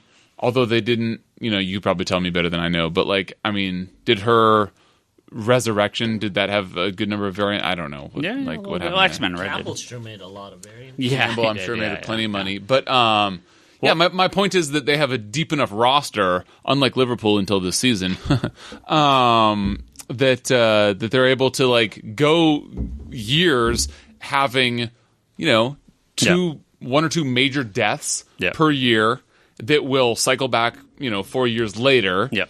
A couple big we're just going to close this book off and then relaunch it with gusto a couple years later, like Uncanny X-Men. They've had X-Men books for years since Uncanny was done, but now the relaunching of Uncanny, I have to imagine that's going to be fucking bananas for you. That should be big, yeah. So even though they've had X-Men, so I'm just saying that they've figured out the business behind the rotating relaunches in this era of media oversaturation, which is fucking awesome. Because, if anything is going to kill the print industry, it's killing the magazine industry. Well, I will give Marvel this, and DC has been doing it as well.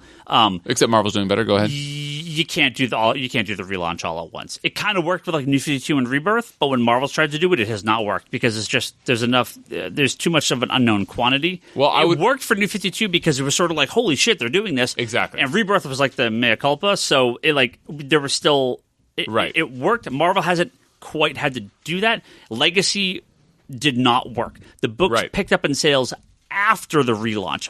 Multiple. When they started doing things well. I would, from a Marvel perspective and not a retailer, which makes your opinion a little more valid than mine, I would say that Rebirth was a breath of fresh air. It was holy shit, this is exciting and awesome. Nobody's ever done this before. Rebirth was, to exactly what you said. It was sort of okay, well, we're going to go back to what everybody wanted. Marvel tried it and just did it poorly. And then they just got their shit together and had good writers put back on the books. If they had a proper relaunch, then Legacy could have been fucking amazing. Oh, it could have, sure. But it was they just didn't do it right. But I would also argue, in Marvel's defense, as I am very rarely want to do, that they just there hasn't been enough experience in this experience to know what they're getting into. Yeah. We have another question from M. He says, thoughts on the viability of a retail, cafe, bar hybrid establishment that sold comics and nerd stuff, served food along with alcohol at night and non-alcoholic beverages like coffee and soda during the day. And you can utilize a retail space for evening adult activities. Which may bring in new revenue. Is this Kinda was this question from Omar? Is this like a power club thing? Omar literally had this business Power idea. Yeah, before so he this left. is not new. I mean, there's a bunch of these around there. Not activities. anything Tell me I would more. ever do myself. Cool if you want to. There's a ton of arcade bars and stuff around here. There's a bunch of comic bars and comic coffee shops out there now. It's not a comic store at that point. It's a restaurant or bar with some product to sell. But I mean, yeah, if that's something it'll work in certain areas. You're not going to get away with it in the middle of nowhere. But if you're in like New York or LA or like a kind of a high profile area, I could totally see it working. Yeah, but I mean, Most of the ones I've been in, also, I don't feel cater to a Toby market. No, Meaning, what does that mean? no, that means What does that mean? That's that racist. means Toby expects a certain level of quality and all that in terms of the condition of the books. yeah, it's for Are casuals. you talking Yeah. about yourself and saying the word Toby? No. What- It's for super casual. No, I have watched Toby look through every single copy of a book on the wall looking for the one in the right condition. He would yes. not find one in the right Also, condition. not that must- Toby Market, you're saying? That's literally that's what he said. Oh, okay, I thought he said it's a very Toby Market. I was No. like, Well, what? No, you it's definitely not, fought not wrong. a Toby market. As in, somebody who doesn't necessarily care, just wants to grab a book off the wall, it's fine. But Also, extrapolating on your point that you're trying and struggling mightily to make, you can't have a bar where people are buying comics. First of all, they get they're drunk. there. They fucking met. Yeah, super niche Isn't markets. that though. the Like people will fucking mess up your shit, and so there goes that book. People don't care. They will read the book and then they will fucking not buy it. There's that too. I mean, unless you put in the stipulation that they have to buy the book before the old they. Barnes and Noble's reading library method. Yeah, exactly. Yeah. How's that going for you, Barnes and Noble? There's that girl that 99% was of on the your cover shops on are the closed. Iron Man book. She has a coffee in Yeah, the comic book yeah, store, and yeah. she's doing fine, right? Yeah. Well, I coffee, have no idea. different than Yeah. alcohol. Like, Yeah. I don't know. Still, I mean, yeah, I don't know. To each their own. Yeah, sure. I mean, not something I would want to do, but cool. If Some of us at this So- table, I've heard read our comics on the can, which I cannot. Oh. Hello. Sometimes. Yeah. Wow, I intentionally didn't of name course- either of you. Thank you for opting course, in. I don't- Jesus Christ! I don't have kids busting in on me, so. But you like poop particles flying into your Action Comics? No, the poop goes below while That's comics. that's not how it works. Tyler asks. Poops are you taking, Bryce? Tyler asks. One's of a man. No, he asks, how do you feel about Jeff Johns' Green Lantern run now that EVS just seems to be a man out to own the libs? And that's a very good question, Tyler. I've been thinking about this a lot recently. I actually have a couple EVS.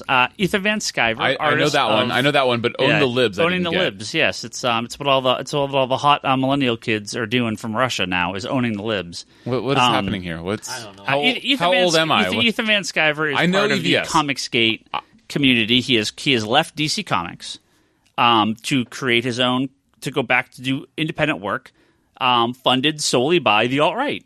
So there you go. Yeah. Yeah, I really wish we had a picture of Bryce's face right Yeah. now. So that's Ethan Dude, Van is that Sciver. real? Yeah. Yes. Yeah, all the Comicsgate guys. Yep. And EVS is part of this group, so he's gone from DC now. and he's been getting in trouble for a while now for Yeah. some of his online interactions and that stuff. Holy shit! Yeah. What a fucking bummer. That run is one of my favorite of all time. I have a couple signed by him too, by him and Jeff Johns, right? I've thought about this a few times. So do you cut one page out and make the order in it? Just gonna Dude, scribble holy over his shit, name. that is crazy. Look, this is like that, because I'm, You know what you should do? You should just white it out. yeah. I'm the number one cable fan in protest of this podcast, but the alt-right guy that was drawing cable that you got into a John Twitter Mallon. spat with, Yeah. loved his art. Yeah. If Twitter didn't exist, I would still be loving his art. He's doing one of the other books. Fucking hell. Yeah. So Is this a separate publisher? they're doing this all on their own. Like they went through Kickstarter and everything, and they got a bunch of money. Yeah. So they're just selling comics to alt-right people. Yeah.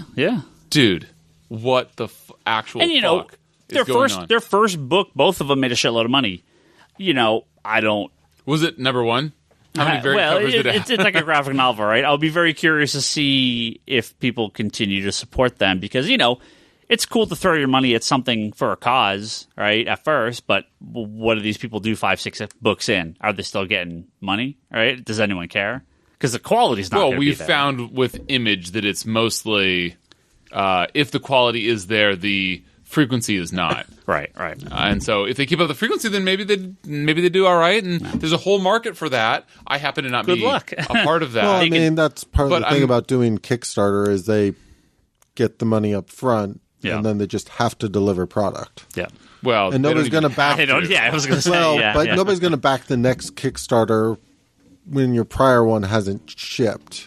I think it was they're actually on Indiegogo, at least for the other one, so they're able to get that is long-term funding on that. But a huge bummer. I really liked him on Green Lantern. Yeah, and that's there's one thing if it's like if you get a signed book by Hitler, like maybe just throw that in the dump. But or do you sell it to a consignment shop because it's probably worth a little bit of money? He was an asshole when I met him, but I didn't know he was like a racist asshole when I met him. So I kind of like whoa. Why? Because he's part of the alt-right. Is he a racist necessarily? Like there's a whole. That's kind of the point. Wait, what? Okay, can we not turn this political? But like, I don't think those two things are the same necessarily. Pretty much the same. They're pretty much they're in fact 100% the same. Okay. So anyway, can we go back to more interesting things? Yes. Kevin is here. Let's go back to more interesting things. He can tell us about the night I called you in the middle of the night and prove that I told you everything that was happening before it was happening. Yeah, and he apparently said you were almost pissed your pants. He did. Well, why don't we wait until Kevin is comfortable? Why is he silent? Anyway, I am very happy that he's no longer working for DC. Okay, let's keep move going. on to the next question. Next question. Cisco says, do you see interest in Black Label waning as both Batman Damned and Superman Year One are currently scheduled to ship bi-monthly, and how concerned should DC be about people Batman's choosing to wee in a Black Label book or a normal book? Batman Bat Dick? Yeah. That's Did you in say Black Batman Label. Wee Wee? Yeah. That's in Bat. Is that a normal book or is that a Black Label book? It's Black Label, yeah. The magazine size ones. Are you drinking water and slurring? What is even happening here? Is that vodka? No. Okay. Just checking. My concerns with Black Label, and I've made this abundantly clear to DC. I think you don't want to see his wee-wee? I think bi-month. No, I have no problem with that. I think bi-monthly is difficult. I think what magazine format is going to buy? Magazine format is death. Going to go with a Superman on arrival. Yeah. So these are books that are created for the graphic novel format that are intended for long-term sales. I will support the hell out of the first issue of Batman Damned. And I am terrified that it's going to do very poorly. Wait, didn't they do this before, like Son of the Demon and all those demon books? Weren't they like larger format magazine ones? Yep, they've had those in the past, yeah. Yeah. Mm-hmm. So how's this different? I mean, I don't know. Did they do horribly back then? I don't know. I don't think all of them are going to be magazine format. You were only 9. It's okay. You could tell us how they did back then. If you ask him a question, coming from somebody who never does this, you should allow him to respond. Whatever. I'm concerned about the format, and I think in trade they'll do great. I think people won't like the magazine format for a single issue, and they're not all going to be that. I don't know which ones are. At least Batman Damned is, and so past that, I think it's a mistake. Yeah, I think they should do the regular issue release like they do with Master Race. Right. Yeah, and then like the next week come out with the oversized hardcover. Well, like Criminal, right, had like those magazine formats. Oh, yeah, and those were AD. And AD did it too, right? And we sold, with AD, we sold a handful, right? With Criminal, we sold. I had like 5 or 6 people sign up for the magazine version. So some people will care, but I care. But a comic book format. It's your size. I know. I'm excited. A comic book format version of these books, I would order. Magnitude more. So, but I'm going to support the hell out of number 1, and we'll see. Maybe I'm totally wrong. I have no clue. I have no idea. Just make sure you have more magazine boards and bags. Yeah, I will. Kyle asks, I can't wait for the Aquaman movie. It looks amazing, but why in the hell would DC suddenly decide to start doing the what movie? The what movie? Aquaman. Oh, sorry. I heard that too. Decide to start doing movie synergy with him in the comics when DeConnick takes over the book. We don't know what she's going to do, really. So I would think her take's going to be fairly unique. I don't expect it'll be close to the movie. And we've seen, for the most part, movie sales don't affect comic book sales, or movies don't affect comic book sales hardly at all. I want more Aquaman graphic novels in stock before the Aquaman movie than I care what the Aquaman comic is like at the time. That's okay. I want some deluxe hardcovers for the current. They stuff. did the for the current. They just did what is it? Atlantis Chronicles a little bit ago. That the deluxe oversized one. Yeah, that's a good one. So. No, I just really want to catch up on Aquaman, but I refuse to read it until it's in deluxe hardcover. Until it's in your size. We get it. That's how I am with X-Men Grand Design. I have not read it, but I am so excited to read it. I cannot wait until it's finished and collected. And you can read it in your own home. Like normal size trades, not that giant one they released, right? No, I don't care. I just want it all.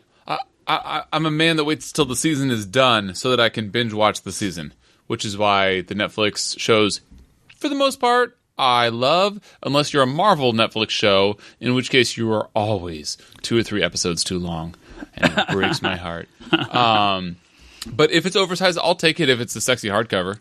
But I just want it to all be completed. I don't want to buy these, 3 mini hardcovers that will later be collected into one big hardcover. Nerd alert. Okay, I got a few more questions here. Let's get a couple more in here. It's from Indicator. He's got 2 Tommy Lee Jones is in Captain America? He's got 2 questions. You didn't know that? What? It has been... Don't you hate this movie? Isn't this? I'm half watching it in the background because I am... I didn't know that Peggy Carter was in this movie. Yes.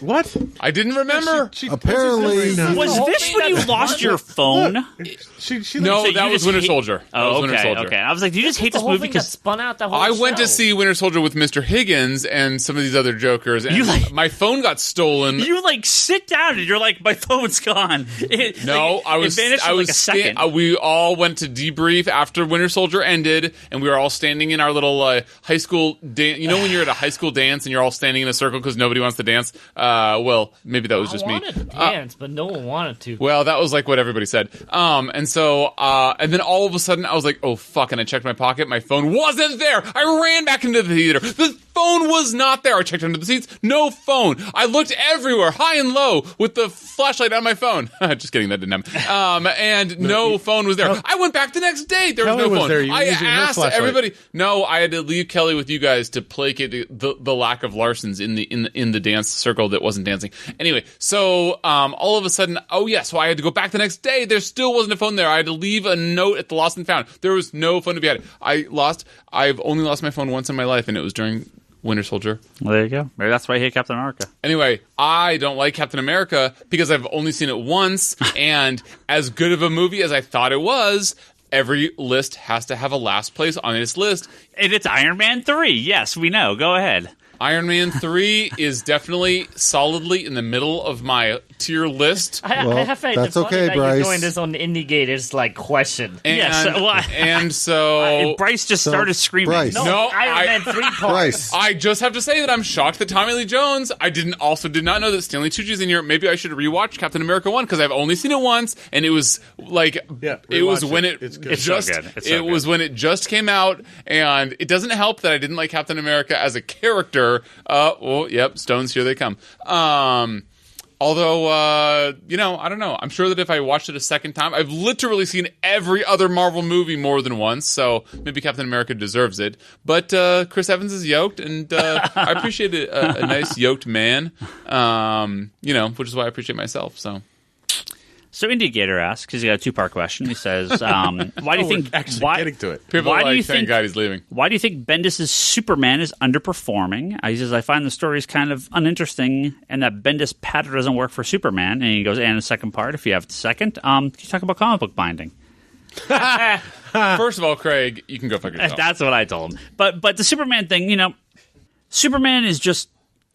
there is not a natural sales history for Superman books like there is for Batman and some other characters. But it's Superman is doing very well in the sales charts. I think they've been top 10 books when they've launched. There is they weren't selling. They're selling better than they were previously. I mean, we'll see what it's like 5 or 6 issues. But to think that Bendis' Superman is going to sell 250,000 copies out the gate and maintain any larger than normal sales potential is kind of weird. Well, you get Batman. Batman sort of like it's had the best writers, and it's just also like it's Batman, and Batman's sort of like Hashtag Batman is California. he's sort of like just Untouchable. The Yeah, third biggest property in the world. sure.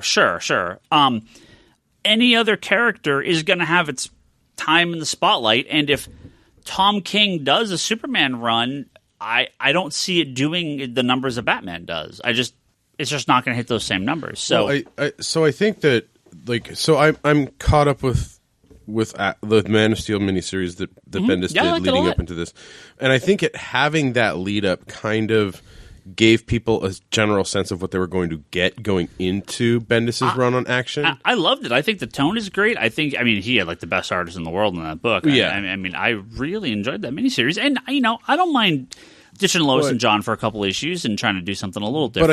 But I think the difficult part about Action in Superman right now is, from what it seems like, it's Bendis is telling one story in one book and following another story that he established in Man of Steel in the other book. So it's kind of like that's 100% what he's doing. Yeah, but it's not something that we're getting in one book like we had with Rucka, where we were going back from like we're going to year stories. one and we were Yeah. doing the present, and then we would go back to year one and then the present. I right? prefer this over that. I did not like the back and forth of Rucka's run. I mean, it was Wonder Woman. Wonder Woman doesn't have another title. Yeah. Superman does, so Yeah. you can do this.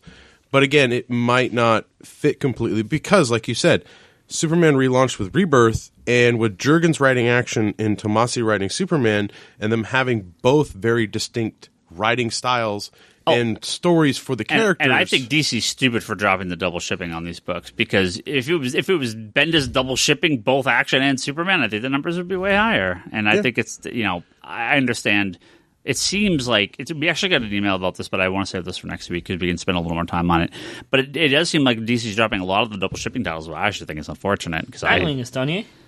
it goes back and forth. Is it? Yeah, I think it's back to double shipping soon. Huh. Yeah, So But I lost the double covers at least. no, still two covers. you don't want the Romita Jr. Yeah, I mean, Is that what it is? We've been selling out, so yeah. Well, how do you sell out? Yeah, you sold when out to tomorrow DC a long hasn't time happened ago. Yet? Anybody? Love the hub. Oh, fuck. Join the future, Toby. Fuck the hub. Speaking of the future, Mediocre on the hub. Hashtag mediocre on the hub. question from Anthony. Let's wrap up on this one. This is a good one to wrap up on. I think you guys are going to have a lot to say. It says, could someone explain that weird Windows 99?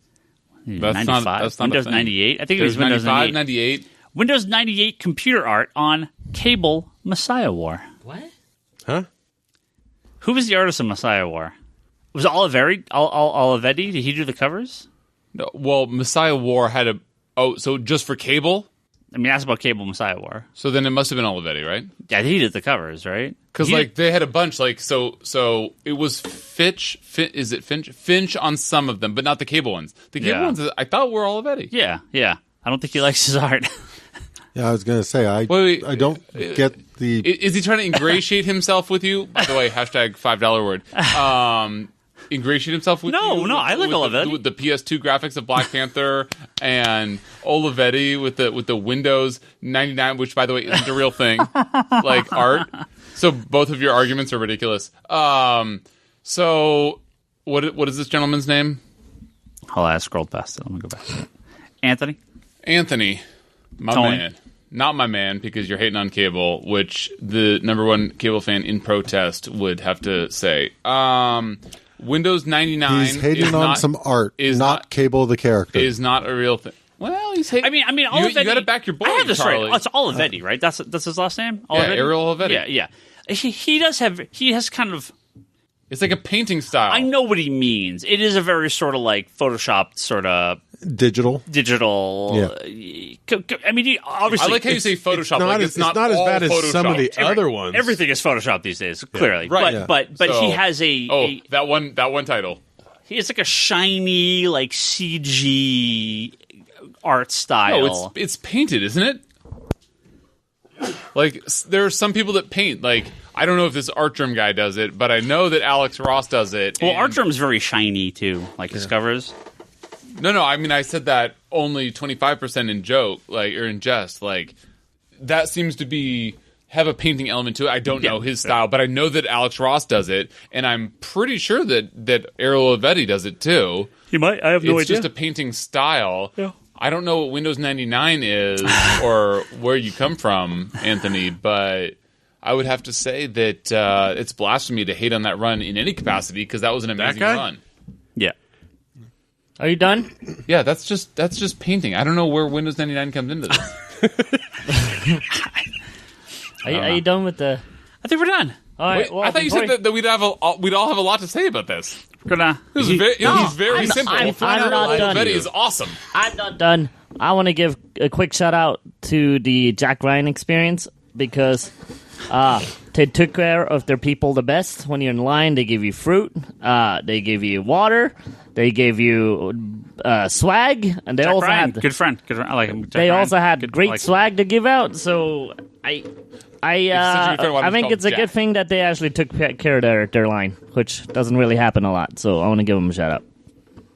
Shout out to the random people that volunteered at the line at Comic-Con. No, I think who's in charge of it? No, I mean the Jack Ryan people that organized Amazon. it. Yeah, Amazon Prime. Jeff Bezos, thank you very much for your water and your fruit. No, but that was very nice of him.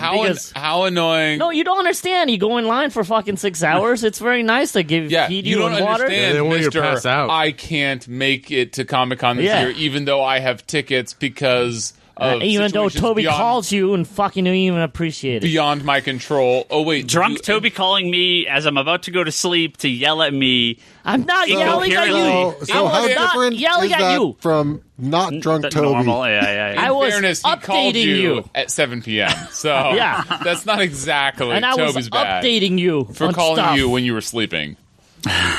But did you end up working instead of going to Comic-Con? Is this true? I heard on Twitter that you worked instead of went to Comic-Con. I was working. Yeah, I was here. But did you not have tickets to go to Comic-Con? I did. Yeah. And you did not go to Comic-Con so that you could work? No, that's not why I went. Wait, you did go? You ruined my punchline then. What? I had a punchline about how you're a dedicated gentleman and you're not a gentleman and it wasn't much deeper than that. Anyway, thank you, everyone, for getting through this podcast. How many listeners do we have now, Bryce? We're down to 0. I think that we were at 0 when Higgins was chastising me about raising my children to not lock doors. I just want Indigator I just want Bryce Larsen quotes to tweet at all of us to make sure he's okay. Yeah. No, he only that's tweets to me. That's what I want. Because it's me. Julian Titus has the Nerds Without Pants podcast at pixelbit.com. That'd be kind of funny if it was you. It's not, but it would not be funny. It would be disappointing. It'd be the funny. most awesome part is that we don't know who it is. You know the best part? Leanne. You can tell it's not him because Bryce Larsen Leanne. quotes knows how to use Twitter. That is the truest thing that Brock has said tonight. Pixelbit.com is where you can find the Nerds Without Pants podcast. Leanne, Our good friend Julian Titus runs. Leanne. Ryan Hess has It's a dude. blowhards. Is it the dude for sure? If it's him, he took a picture of himself, a selfie, not showing his face, While he's but on the throne? from chin down, and it looked like a dude's chin because there was an Adam's apple. Now that there's some room for error in there, but I'm just saying. Blowhards.libsyn.com is where you can find the Blowhards I'm sorry, podcast. go ahead. It's a video game podcast. Jody Lawson is canon of the Tri-Comics Anthology at Tri-Comic Studios. Don't forget Sam Che, Craig Anderson, Joe Duff, Andrew Nelson Mendez, Darfox 8 at the Manga Machinations podcast, and Larry Davis, who has a Stand Deliver podcast about JoJo's Bizarre Adventure. Thank you guys all very much. Thank you. This is the last of our Patreon backer promotion stuff for the month of July. So next week we'll have all sorts of new people. I know we got another high tier backer, so that's cool. Some new stuff to promote, and if you want to do that, you got This won't be up before the deadline. So if you want to do the September one, patreon.com/comicconspiracy. So you can go to kick us a buck and or more to be on help pay for this podcast on Patreon. Comicconspiracypodcast.com is where you can find all our previous episodes. YouTube.com/comicsconspiracy. All our episodes are up there as well as a couple videos. I posted the Comic Conspiracy. The OG ads? The ads from the very early 90s from the store, the Batman 66 homage ads that were made for Comics Conspiracy that ran on local channels here. They're amazing. You should go watch them if you haven't seen them. You were not a part of making those. Nope, that was before. I mean, I was a customer, but I wasn't Did working you here see at the those time. on actual TV? I might have. No way. I might have. I mean, they played on like local, like CW or like. You like watched WB network or shows something, back then? Would have been WB, right? On Channel 40. Yeah, WD-40. yeah. All those. Anybody? All those, Nobody? Yeah. Only Brock? Really? Yeah, Fuck me. I remember the little 44. the way they're saying it WB? is in the Wasn't it WB? No. WB was Channel 20. No, he said WD, and so No, I said Channel 40, and I said said WB. WD-40. It's a And WB. But what was the nobody other? but What was Brock the other? laughed. UPN 44. UPN. That's what I was thinking of. Sorry, Fucking UPN. Cross out on UPN. Wannabe TV watchers. The Comic Conspiracy at Geekbox.net is where you can send some long-form questions if you would like. Digital.comicsconspiracy.biz is where you can go to buy some digital comics. I do have a direct link on our page. Right now it says the Comic-Con sale. That's not what it is, but it actually does link to all these sales, so definitely check that out. So we have a digital link on our actual Well, it's just on the rotating banner ad thing up Okay. top. I'm just going to change the image.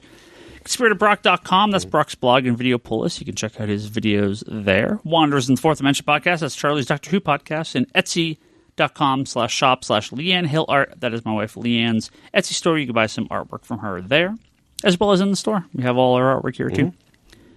I'm on Twitter, Ryan Higgins Ryan. Brock is Brock Sager. Bryce is Larsen Bryce. Toby is Toby XI. Charlie's Insanity and Chaos. The store is Comics Con Store.